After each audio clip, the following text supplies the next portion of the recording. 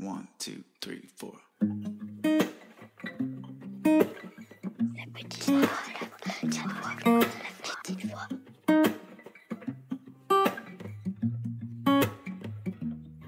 Yeah, your heart is a sun. Est-ce que vous avez déjà écouté votre petite voix?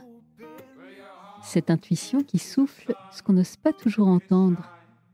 Celle qui pourrait, peut-être, tout changer. Je m'appelle Herveline et comme vous, j'essaye, pas toujours avec succès, de suivre cette boussole intérieure. C'est pour ça que j'ai créé La Petite Voix, un podcast où des femmes et des hommes partagent avec émotion, parfois même avec humour, ces moments où la vie bascule et où tout devient possible. Chaque épisode explore des histoires de nouveaux départs. Une séparation libératrice, une reconversion audacieuse, un burn-out surmonté ou une maladie qui révèle une force insoupçonnée.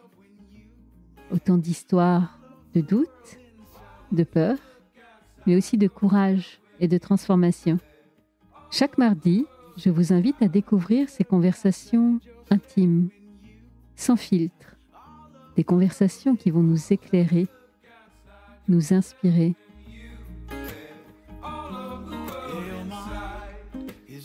Alors, prêt à écouter La Petite Voix pour entendre la vôtre? La Petite Voix, le podcast. C'est parti!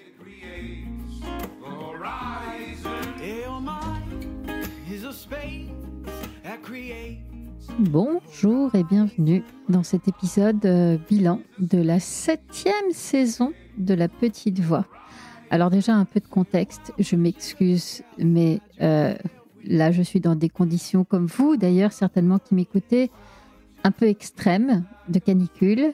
Donc c'est un enregistrement avec le doux son du ventilateur derrière moi, mais j'avais le choix entre enregistrer avec le ventilateur, et c'est pas hyper radiophonique, mais voilà, ou enregistrer sans ventilateur, mais clairement je n'allais pas au bout de l'épisode. Donc j'ai opté pour la première option et je m'en excuse. Autre facteur canicule, puisque c'est la canicule et que les enfants ne vont pas à l'école, au moment où je vous parle, les miens sont posés devant Netflix, donc potentiellement vous entendrez aussi un peu la télé, mais ça va bien se passer. Ça veut dire qu'il est bientôt grand temps de partir en vacances aussi. Bon, maintenant que je vous ai raconté ma life et parlé de canicule, je peux vous souhaiter la bienvenue dans cet épisode où l'idée c'est de revenir un petit peu sur cette 7e saison qui a quand même été une saison pour La Petite Voix de grands changements et de grandes réorientations. Donc on a commencé la saison avec cet invité incroyable, Jacques Martel, au Québec, que j'ai rencontré chez lui, là, près de Québec. Je ne vais pas vous faire tous les épisodes de la saison, mais celui-ci, j'ai besoin d'y revenir parce que je vous l'avais certainement déjà partagé, mais un an bientôt après, ça reste pour moi un épisode marquant. Au-delà de ce qu'on s'est raconté avec Jacques, le souvenir que j'ai ressenti pendant cet entretien a été hyper puissant. Je sais pas, je flottais, j'étais bien, j'étais en voyage, j'adorais là, tout ce que je venais de vivre les dernières semaines. Et ça m'a mis dans un mood extraordinaire pendant vraiment de nombreuses semaines. Donc voilà, j'avais commencé la saison 7 comme ça. Et puis, j'ai continué à faire des interviews de thérapeutes jusqu'en fin d'année 2024 avec ensuite cette annonce-là en janvier, le 22 janvier exactement, puisque c'est la date anniversaire de La Petite Voix. Et donc, pour les 6 ans de La Petite Voix, eh bien, je vous ai présenté la toute nouvelle version du podcast qui n'était donc plus un podcast d'interview de thérapeute, mais un podcast de récits de vie où je vais aller questionner un super large éventail de personnes sur des moments de bascule, des moments de vie où elles ont écouté leur petite voix. Vous le savez, je l'ai déjà évoqué, donc je vais rapidement revenir dessus, mais qu'est-ce qui a motivé ce changement? C'était peut-être mon besoin de sortir d'un cadre devenu un petit peu étroit, mon besoin de m'éloigner aussi du monde du développement personnel, avec lequel je suis de moins en moins à l'aise. Alors, pas tant dans les podcasts que peut-être dans ce que j'en lis, dans mes scrolls sur notamment Instagram, avec pas mal d'injonctions, pas mal de clichés. Enfin, et pour moi, et ça c'est un avis très personnel, peut-être un manque d'ancrage dans la vraie vie. En fait, pardon, ce qui me vient en vous disant ça, c'est oui, la spiritualité, le développement perso. Encore une fois, je ne remets pas en cause le fond et ça m'intéresse toujours autant, mais est-ce que les apéros et les rires idiots entre potes peuvent aussi tenir leur place dans leur vie? En tout cas, pour moi, ça aussi, c'est important. Et il y a comme un équilibre à trouver que je perds parfois dans ce que je lis sur Instagram. Et encore une fois, c'est un avis très personnel, mais c'est ce qui a motivé aussi la réorientation éditoriale de La Petite Voix. Cette réorientation, elle m'a aussi permis, et avec un peu de recul, je le vois maintenant, elle m'a aussi permis de rencontrer une variété de profils d'invités hyper différents. Depuis cette femme magnifique, Catherine, qui a vécu pendant 40 ans dans un monastère et qui un jour a claqué la porte pour vivre pleinement sa vie de femme. Qui d'autres, il y en a tellement plein, je m'en voudrais de pas tous les citer, mais je pourrais pas le faire. Mais je repense à Mathieu, ce médecin du RAID. Je repense à Stacha, qui a accompagné sa grand-mère en Suisse dans son choix de suicide assisté. C'est autant de personnalités, autant d'approches de la vie qui, moi, en tout cas, me passionnent, m'intéressent et qui aiguisent en fait à chaque fois ma curiosité. Donc, c'est comme si j'avais ouvert grand et beaucoup plus grand le spectre de ma curiosité. Donc, j'en suis ravie, voilà, avec ces quelques mois de recul. Maintenant que je vous ai dit ça, je dois aussi être transparente avec vous. Je me sens hyper à l'aise et j'adore ces interviews-là. Et pour autant, peut-être que j'ai parfois ce sentiment de plus grand vertige parce qu'en fait, comment dire, le sujet étant tellement large et puis du coup, je pourrais potentiellement recevoir des centaines de milliers de profils à mon micro. Et j'avoue que là, parfois, je sens que j'ai encore besoin peut-être d'affiner, d'affûter et de retrouver peut-être aussi une plus grande singularité. C'est vrai qu'à l'époque, pendant 6 ans, de n'avoir fait que des interviews de thérapeutes, bah, du coup, c'est quand même un sujet très niche et donc c'était clairement identifiable. Bah, OK, La Petite Voix, c'est les thérapeutes. Aujourd'hui, le fait de me consacrer à des récits de vie, alors certes, en me concentrant sur ces moments de bascule et de petite voix, mais malgré tout, c'est peut-être moins évident, moins lisible. Ça fait d'ailleurs partie de certains des retours que vous m'avez faits sur le sondage. Je suis OK avec vous, je comprends ça. Et voilà, j'ai pas du tout de réponse là-dessus à l'heure qu'il est. Donc voilà, je vous le dis comme c'est. J'ai pas de réponse. Je sens qu'il y aurait quelque chose à affiner, affûter, aiguiser, mais j'ai pas encore les clés. Je ne sais pas si je les aurai dans 1 mois ou dans 1 an, qu'importe. Mais voilà, sachez que j'aime beaucoup les nouveaux entretiens, les nouvelles personnes que ça me permet de rencontrer. Je trouve que je me sens plus raccord du coup maintenant en ayant réajusté. Et pour autant, je sens que c'est comme si j'avais encore besoin de faire ce dernier kilomètre là. Je pose ça là et encore une fois, sans avoir de réponse ni même de début de piste de réflexion. Mais voilà, sachez-le. Pour revenir aux invités, oui, voilà, j'en ai cité quelques-uns, mais c'est vrai que il y a, ça aussi, je vous l'ai déjà dit plein de fois, mais en 6 ans, bientôt et demi de podcast, j'ai eu maintes fois l'occasion de vouloir baisser les bras et de me dire que j'en avais marre de tout ce temps et cette énergie que je devais consacrer à La Petite Voix. Et pour autant, dès que j'allume le micro et que je rencontre un invité, non seulement j'oublie ces questions et ces doutes-là et bah, voilà, cet investissement, parce que tout d'un coup, je suis dans mon flux, dans mon flow, dans quelque chose qui me remplit vraiment de joie, de sens, de besoin de connexion. Enfin, et en changeant la ligne éditoriale, je trouve que ça s'est encore affirmé plus fort. Voilà. Donc le sens y est toujours et voilà, je me régale toujours autant de ces rencontres qui parfois perdurent en dehors du micro. Donc vraiment, j'ai une profonde gratitude envers mes invités pour m'offrir ces moments-là. C'est vraiment quelque chose de très nourrissant. Un constat, par contre, qui est moins fun, même si tout va bien, quand là, j'évoquais l'énergie, le temps que demandait la petite voix, il y a un constat que j'ai fait là ces derniers temps, c'est que clairement, tenir le rythme d'un nouvel invité chaque semaine, c'est vraiment trop intense. Et c'est tellement intense que je sens que c'est vraiment pas aligné ni avec moi-même, ni avec mon planning, et pas du tout non plus avec une forme de nouvel équilibre que je suis en train de trouver depuis peut-être même plus que quelques semaines, mais quelques mois. J'ai l'impression que je vous ai parlé de ma course à cocher ma to-do list pendant plus de 6 ans, et certainement vous ai-je saoulé avec. Eh bien, ça sert parfois de travailler sur soi, et je ne crie pas victoire. Je sais à quel point c'est facile de retomber dans ces travers, mais là, au moment où je vous parle, et depuis, je trouve une durée suffisamment conséquente, j'ai très envie de prendre du temps pour moi, et j'y arrive avec une facilité un peu déconcertante même. Et donc, j'apprécie ça. J'apprécie de moins travailler, de me consacrer du temps à mes amis, à mes enfants, enfin à mes activités, plus qu'à mon boulot. Sauf que comme ma to-do list a été construite à une époque où j'étais OK pour y consacrer tant de temps au travail, ben, il y a des ajustements qui sont nécessaires. Et donc, ce rythme-là de produire un épisode avec un nouvel invité chaque semaine, c'est clairement trop.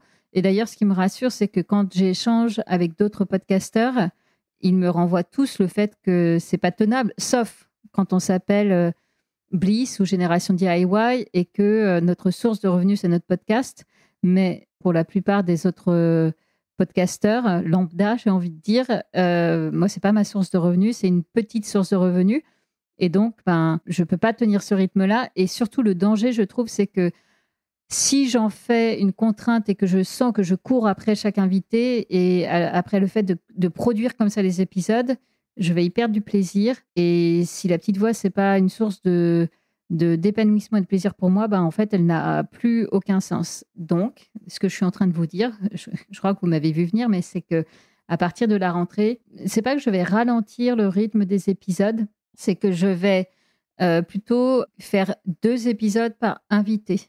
D'ailleurs, il y a une autre raison à cela. Là, je vous parle de mes contraintes perso, pro, mais il y a une autre raison à cela, c'est que en étant sur un invité par semaine, eh bien, j'ai l'impression de les consommer vraiment en mode consommation dégueulasse. Je te prends, je te jette. Et c'est pas du tout comme ça que j'envisage le lien que j'ai à mes invités. Et j'allais dire, c'est pas comme ça que j'ai envie de les valoriser, parce que c'est aussi le but pour moi de leur tendre un beau miroir, et voilà. Et donc là, ce côté trop rapide où je ne laisse qu'une semaine à mes invités, c'est pas OK. Donc je réfléchis à comment faire 2 épisodes par invité. Pour certains, il y en a un génial, là, le tout premier de la rentrée, il est tellement chouette, mais du haut de ses 31 ans, il a déjà une vie tellement riche que l'épisode, j'ai enregistré longtemps, donc j'en ferai 2 épisodes différents. Je me disais que parfois, si je pouvais avoir le point de vue d'un proche sur un invité, ça c'est top, comme l'a fait Amélie récemment par rapport à son conjoint, qui est l'entraîneur de l'équipe de France de para-volley, Dominique. Ça, j'ai trouvé chouette aussi d'avoir le regard d'un proche. Je sais pas, je réfléchis à des idées pour prolonger un peu le plaisir avec chacun des invités, et puis leur laisser le temps de prendre leur place et de s'installer dans le podcast, et pas de passer de l'un à l'autre comme ça hyper vite, comme quand on scrolle d'un réel à l'autre sur Instagram. Quand je dis on scrolle, moi la première, beaucoup trop souvent et beaucoup trop longtemps à chaque fois.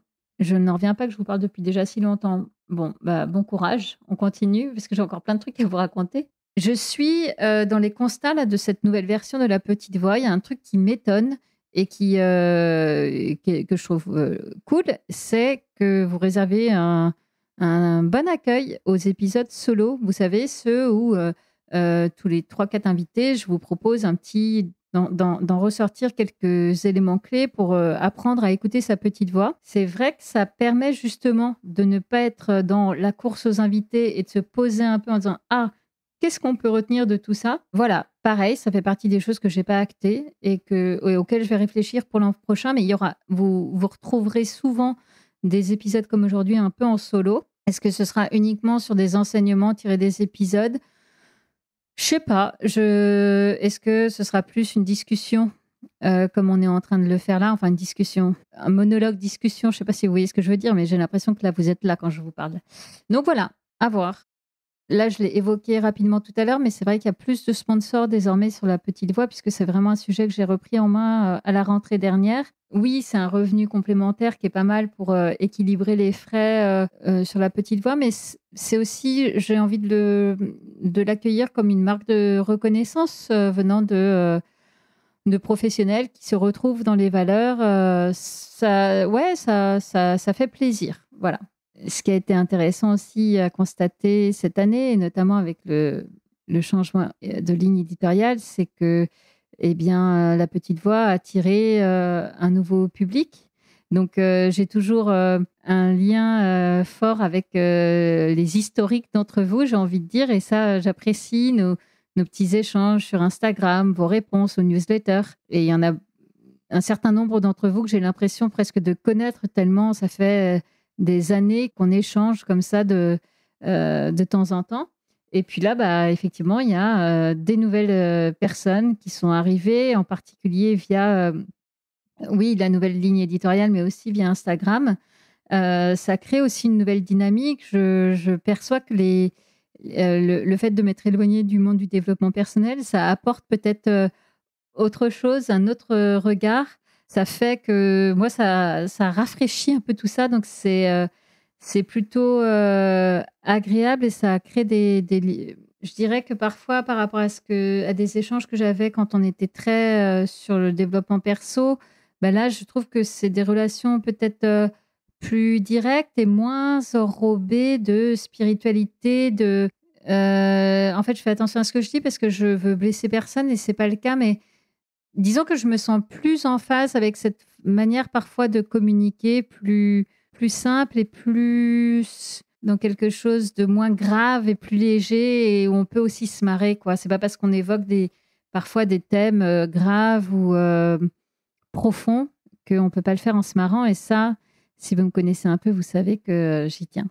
Donc ce lien-là, évidemment, avec vous qui écoutez la petite voix, il m'est précieux. Je voulais vous faire un petit point sur ce que j'ai appris de cette année, mais voilà, je crois que ce que je retiens d'abord, on va commencer par là, c'est que je suis contente d'avoir écouté ma petite voix et d'avoir fait ce changement de ligne éditoriale. J'avais évidemment peur de la manière dont vous alliez l'accueillir, de la manière dont moi j'allais me sentir à l'aise avec ou pas et comment ça allait prendre forme. Et finalement, ça s'est fait de manière assez naturelle et vous l'avez plutôt bien reçu. Évidemment, ça me réjouit et ça m'a rassurée. Et encore une fois, comme quoi écouter sa petite voix, c'est important. Et puis voilà, l'autre grand enseignement pour moi de cette année là qui vient de s'écouler, c'est apprendre à se lâcher un peu et à juste profiter, à ralentir, à faire plus de place pour pas grand-chose. Et en fait, ça laisse de la place à tellement d'autres choses. Voilà, je réalise à quel point ralentir, c'est bon. Et en même temps, je dis ça comme si j'avais achevé un grand cap là dans mon cheminement personnel. Je n'oublie pas que je peux aussi être très vite rattrapée par la réalité. Donc, je ne vous parle pas de l'autre côté, style la meuf a tout compris et elle a gagné ses blasons de fille très zen. Je le suis à l'instant où je vous parle et depuis effectivement quelques temps. Ça durera ou pas. Mais je prends ce qu'il y a à prendre et vraiment, croyez-moi, c'est très, très agréable. Et ne me demandez pas comment j'y suis venue. Je ne sais pas, il n'y a pas de truc magique. Certainement qu'à force de travailler sur soi, de faire des exercices, de tout, récemment c'était du breathwork, mais de faire des thérapies, parce que ça, bien sûr, je continue et ça m'intéresse toujours autant de travailler, voilà. Bon, il y a peut-être un moment où tout ça finit par porter ses fruits. En tout cas, c'est ce que j'ai l'impression de vivre, à suivre. Qu'est-ce que je peux vous dire de plus? Que l'été arrive. On le sent bien en ce moment que l'été est d'ailleurs déjà là. Donc, je vais faire comme l'an dernier, je vais m'octroyer une longue pause, pas que de podcast, mais de travail en général, puisque je pars pendant 6 semaines, de mi-juillet à mi-fin août. Et je m'en réjouis parce que j'avais fait ça l'an dernier quand je suis partie au Québec. Et j'ai mesuré les bienfaits incroyables de cette longue pause. Donc, le but, c'est de revivre la même chose ou comment, je ne sais pas. J'ai une partie des vacances déjà prévue, l'autre pas du tout. Et dans cette autre pas du tout, il y aura peut-être de la place pour un stage ou une retraite ou des choses que je vous ai déjà racontées comme le stage de femmes féminin sacré de l'an dernier ou des stages de méditation ou de yoga que je vous avais raconté en immersion. Peut-être, si je trouve, si ça se présente, si ça se fait, peut-être que je referai ça cet été. Ça m'amuserait assez. Pour l'instant, j'ai un peu cherché, j'ai rien trouvé. Donc, je me dis que ça, si ça doit se faire, ça se fera. Et puis, voilà. Peut-être que vous avez des idées à me suggérer. Moi, je suis open à vos suggestions. Si vous avez des trucs à me proposer pour la première quinzaine d'août, eh ben, allez-y, parlons-en sur les réseaux sociaux ou sur mon site. Venez me proposer vos bonnes idées. Et donc, puisqu'il n'y aura pas de nouveaux épisodes cet été, je vous proposerai des replays. Donc, j'espère que vous aurez plaisir à réécouter ces invités. Voilà, donc, 22 minutes plus tard, la nana est toujours au micro. Je pensais faire 10 minutes. Hein. Donc, imaginez comme je suis bavarde dans la vraie vie. C'est une catastrophe. Demandez à mes amis, je pense qu'elles n'en peuvent plus, en fait. Bon, bref. Je vous jure, j'ai bientôt terminé. Donc, parlons un peu de la rentrée et de cette saison 8 qui va s'annoncer. Je vous en ai déjà dressé des grands contours, mais pour moi, en fait, si j'y pose une intention, je dirais que l'année 7 a été celle du grand changement. La saison 7, ça a été la saison du changement. Je dirais que l'année 8, ce sera celle de la consolidation et peut-être des ajustements. Voilà, sur le fait de garder plus longtemps mes invités, de trouver d'autres formats. Mais l'idée, c'est de continuer à tracer dans ce nouveau sillon qui me plaît et qui, si je comprends ce que vous me dites, vous plaît également. Et donc, consolider ce qui est posé là depuis le début de l'année. Voilà. Si vous souhaitez venir parler à mon micro, me raconter votre histoire de bascule, de vie et de petite voix, ben, venez. Soit vous trouverez un lien dans ma bio Instagram vers un formulaire, soit vous allez sur mon site internet, lapetitevoix.co. Je lis tous les messages. Parfois, je suis hyper longue à y répondre, mais en tout cas, je les lis. Moi aussi, je vous sollicite pour répondre au sondage que j'ai mis en ligne il y a 2 ou 3 semaines. J'aimerais vraiment savoir ce que vous pensez de la petite voix et en particulier de ce switch éditorial. Et donc, je vais vous remettre là dans les notes de l'épisode le lien vers ce sondage. C'est vraiment riche, précieux pour moi, surtout au moment où je suis en train de réfléchir aux ajustements. J'ai déjà vu passer des commentaires qui me semblent hyper pertinents et qui, moi, m'aident dans ma réflexion. Donc, allez-y. Et même s'il y a des choses plus négatives que vous souhaitez partager, moi, j'ai aucun souci avec ça. Tant que la critique est constructive, ça m'intéresse. Parfois, la critique est constructive, mais j'y adhère pas parce que j'ai d'autres idées. Mais dans ce cas-là, je vous explique. Mais vraiment, tout m'intéresse et j'ai envie de lire tout ce que vous avez à me raconter. Voilà. Est-ce que j'ai enfin tout raconté ? Je crois que oui. Il me reste évidemment à remercier tous mes invités parce que je le constate, c'est pas rien de passer derrière le micro. C'est pas rien de se confier sur des moments de vie parfois très intimes et en tout cas des moments de vie qui nous ont bousculés et touchés profondément. Et donc à chaque fois, je mesure cette chance immense que j'ai de pouvoir vivre là ce moment d'échange et de pouvoir le partager avec vous. Évidemment, je vous remercie à vous d'écouter La Petite Voix, que vous soyez là depuis 2019 ou depuis 2025. C'est cool. Merci. Merci pour vos écoutes. Merci pour vos retours, vos partages. Puis merci pour vos écoutes silencieuses. Je pense que vous êtes aussi nombreux à ne pas me faire signe. Mais c'est OK, si vous êtes là, c'est déjà beaucoup. Et donc maintenant que je vous ai dit tout ça, il me reste à vous souhaiter un magnifique été et je vous donne rendez-vous le 9 septembre pour la reprise des épisodes de la saison 8. Encore une fois, soyez vraiment là le 9 septembre parce que je vous dis d'ores et déjà, cet invité, il est incroyable et j'ai déjà booké 2-3 interviews. On sera un peu aux petits oignons. Voilà. J'ai failli faire une demi-heure. Si j'avais su, j'aurais prolongé le plaisir. Mais non, allez, je vous laisse reprendre une activité normale. Je vous embrasse très fort et merci encore d'être là. Bye. Yeah, your heart is a sun and it shines as it opens. Well, your heart is a sun and it shines. Voilà, La Petite Voix, le podcast, c'est fini pour aujourd'hui. Si vous avez aimé cet épisode, parlez-en autour de vous. Le bouche à oreille, c'est magique pour faire découvrir un podcast. Alors envoyez le lien de cet épisode à vos amis et vous verrez, ils vous remercieront. Et d'ailleurs, si vous voulez être sûr de ne rater aucun épisode, avouez que ce serait dommage, abonnez-vous à La Petite Voix sur votre plateforme d'écoute, Apple Podcast, Spotify, YouTube ou autre. Profitez-en d'ailleurs pour m'y encourager avec des étoiles, des bonnes notes et des commentaires. Non seulement ça fait plaisir, mais ça aide vraiment à faire découvrir le podcast à d'autres auditeurs. Je partage aussi les coulisses du podcast sur Instagram et Facebook. Et mieux encore, abonnez-vous à ma newsletter sur mon site, lapetitevoix.co. C'est là que j'ose vous raconter tout ce que je ne dis pas ailleurs. Ça fait beaucoup d'infos, je sais, c'est pour cela que j'ai mis tous les liens dans les notes de cet épisode. Allez, je vous donne rendez-vous mardi prochain. D'ici là, portez-vous bien et soyez heureux. Your horizon. Well, your mind is a space that creates the horizon. Your mind is a space that creates.